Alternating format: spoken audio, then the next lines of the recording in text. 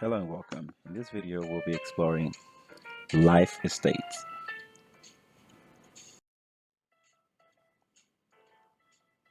First of all, let's understand what a life estate is. It is an interest that is held for the duration of a specified person's life. And that is at the end of a measuring life, property passes to someone else in fee simple absolute. We've explored fee simple absolute in the previous video as being the largest form of estate in land. Also, what layperson may call as a form of absolute ownership. Now, a life estate is a present interest in land.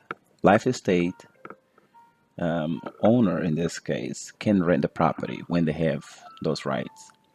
A person whose interest is passed after the life estate holds either a remainder or reversion. I will be exploring both the remainder or reversion in the later videos. Now, what is a remainder or reversion? Now, we'll explore this very briefly here, not very much in depth of what these two interests are. Remainder or reversion. They refer to future interest. When the holder has them, he's got a right of them until the end of a measuring life. And this future interest blossoms into a present interest, usually fee simple absolute, after the life estate. Now, terminology: holder of a title of a life estate is called life tenant. The holder of a remainder is called a remainder man. Holder of reversion is called reversioner. If grantor holds interest, it is a reversion. So, for example, if a grantor with the fee simple absolute grants the life interest to another person, they will usually hold a reversion. If a non-grantor holds future interest, it is called a remainder. If, for example, the interest is held by a third person, then what they get at the end is a remainder and not a reversion. Creation of life estates. Usually for creation, the grantor conveys life estate and retains a reversion. The grantor conveys the remainder and retain a life estate. Now, what does that mean? That means, for example, if a grantor conveys an estate to a grantee, measured by the grantee's lifetime in the following words: to grantee for life or as long as grantee lives. So that means it is a life estate. This is being measured by the life of the grantee. However, the interest can be granted measured by the life of a third party, what we call per autre vie. For example, if a, a grantor grants to a grantee for life of a third party, then grantor will retain a remainder. Grantee will have a life estate per autre vie.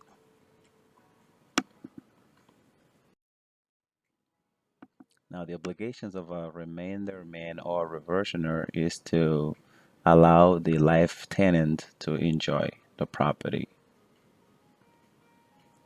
Life tenant has the right to list the property, get the rent money for themselves, or to invest in the property.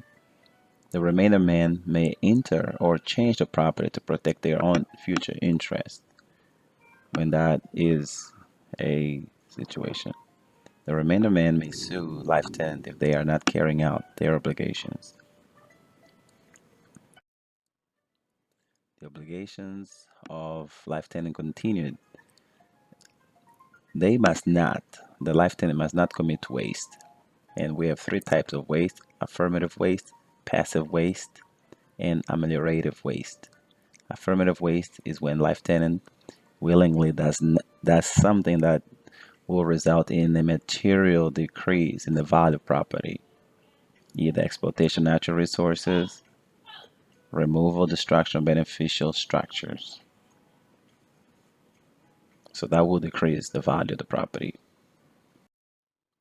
Passive or permissive waste is failure to carry out maintenance, pay taxes, interest, and so forth. That decreases the value of property also. Ameliorative waste, they are beneficial changes to property. However, life tenant needs consent of remainderment or reversioner. Now there is an exception to duty to avoid affirmative waste, that the life tenant is allowed to use the property in a manner that was consistently used prior to the property being conveyed to him. This is called the open mind and customary use exception. We have also what's called supplanting prior use. Life tenant cannot continue to use the property if the waste has been supplanted by another use before the creation of the life estate. For example, if the property, there's been a different ameliorative waste taking place, um, different from the previous waste, then the life tenant cannot continue on to use the previous waste into the property. Dormancy is not supplanting use. Exception 2 is privilege or istover. That allows life tenant to use any timber on the land to make the repair to property or maintain fire necessary to keep property. The exception duty to avoid ameliorative waste is that changes to surrounding area of the property are permitted if they are economically beneficial or useful, and the changes are weighed on a balance to determine whether their exception is allowed or not. So that is, changes that decrease the level of valid property are not allowed. Changes that increase the valid property will be accepted. Life estate can be terminated at the end of a measuring life. Property passes in fee simple, absolute to remainder. Can be terminated by a merger when the same person comes as both holding both interest, the life interest and the remainder. If life tenant commits waste intentionally, and life estates can be subject to limitations similar to fee simple, determinable, and condition subsequent. We will talk about those a little bit later. And life estate may be subject to a future interest.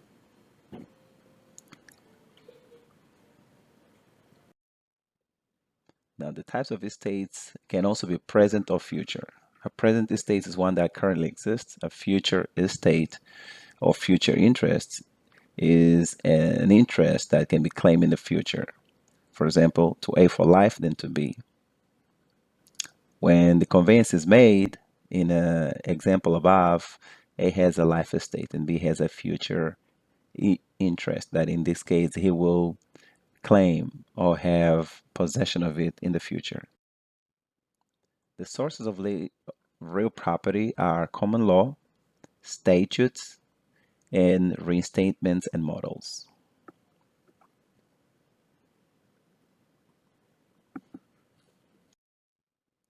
The sources of real property are common law, statutes, and reinstatements and models.